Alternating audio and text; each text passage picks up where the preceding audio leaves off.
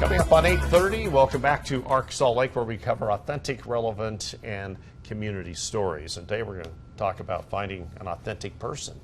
Finding the one isn't always easy, and sometimes red flags are difficult to spot. That's right. Very relevant for a lot of people out there that are in the dating scene when it comes to finding Mr. or Mrs. Right. Family Life Educator Kaleena Anderson has it down to a science. So, Kaleena, you got some tips for us on what to look for. I know I married Mrs. Right. I just didn't know her first name was always Right. I'm so glad it is. She's awesome and amazing. But you've studied this. You've seen it, and you've seen the good, the bad, the ugly. Tell us what tips you have for us. Yeah, so we're actually talking about a class that we teach at USU Extension called How to Avoid Falling for a Jerk or Jerkette. And the really nice thing is that this class includes what we call a relationship attachment model, or sometimes we refer to it as the RAM for short. Okay. And you can see that there are 5 elements that all relationships kind of boil down to, these 5 elements. So getting to know someone, building trust, learning to rely on them, committing, and then physical touch, or showing people that you care about them. And so when you talk about the green flags or the red flags, a lot of them are going to be just in that area of really getting to know someone. In the class, we talk about all different kinds of acronyms. And so our acronym for what to get to know about a person is getting to know their FACEs. And so FACEs stands for family background, attitudes and actions of their conscience. So what is their version of right and wrong, and how does that help them to think about other people? Compatibility. So how compatible are we with each other? Then examples of other relationships, because oftentimes people focus so much on how my partner treats me in a dating relationship, and we feel like as long as they treat me well, that's all that matters, right? But instead we want to look at how do they treat their friends and their family and the server at the restaurant, things like that. Yep. And then the last one, that S, is skills of relationships. So their communication patterns, how they resolve conflict, things like that. Man, there's a lot to it. Yes.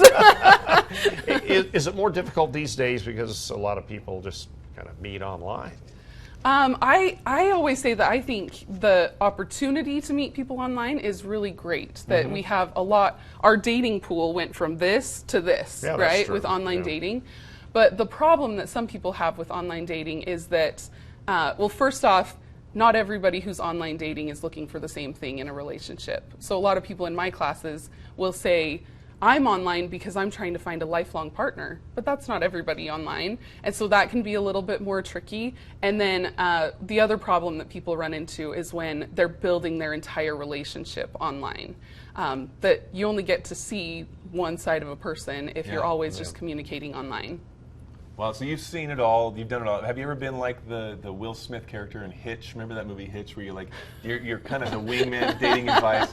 Is that from your classes and what you've studied? This is a really great place to start, at least as you build those relationships and analyze these different areas of people's personalities and what works. And how do you know where to look for the jerkish point? You're looking at this, so the knowledge of someone. What are the red flags that are the biggest things we miss? Yeah. So I would say that one thing is, one of the biggest areas that I think a lot of the other red flags stem from is someone who doesn't have a lot of insight or a lot of self-awareness. I always point out Michael Scott from The Office. That's a great example of someone who doesn't have a lot of insight. Yeah. But in real life, that looks like someone who they don't really pick up on social cues. Like if you're having a conversation with them and it's very one-sided and they never recognize that. Or someone who, when you have some kind of a conflict or a fight with them, they never recognize what they brought to that conflict. It's always the other person's fault. And so that insight is a really big deal, because so much of relationships boils down to, it's not only about me, but it's about me trying to see where other people are coming from. Yeah. Are jerks necessarily easy to spot, or can it be hidden? Well, we have a phrase that you've probably heard before: love is blind, right? Yeah. And so through brain imaging scans, they've actually found that there's truth to that, that when someone is romantically attracted to someone, those logical or analytical parts of their brain are not necessarily working the same way that they otherwise would be. Not recognized, avoided, just, yeah, that's crazy. Yeah, so that's why it's important to kind of get feedback from other people. Sometimes the way we see our partner isn't the way that other people see them. That's also why in our class we talk about time in getting to know someone, to really slow down that process of getting to know them. And that's part of this RAM is also that we focus on the getting to know them first, and then like the commit and touch come later. Because when we're highly committed to someone, or when we're engaging in a lot of touch, it makes it that much harder to spot those red flags. Except reality, maybe. Yes. You have a book here, too, right? Yeah, so all of this information was written by Dr. John Van Epp.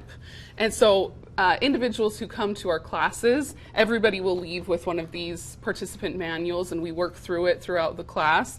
This book is also, we offer to some of our participants as well, but it's also available on Amazon or... How to avoid falling in love with a jerk. This is probably good self-awareness, too, to read it and say, am I doing something that is jerkish, and self-evaluate, right? People don't want anything to do with me. But to change behavior. It works both ways. Yeah. And there have been people in my classes who have come to that realization in the class, that they realized that maybe it was them that was difficult in their relationship.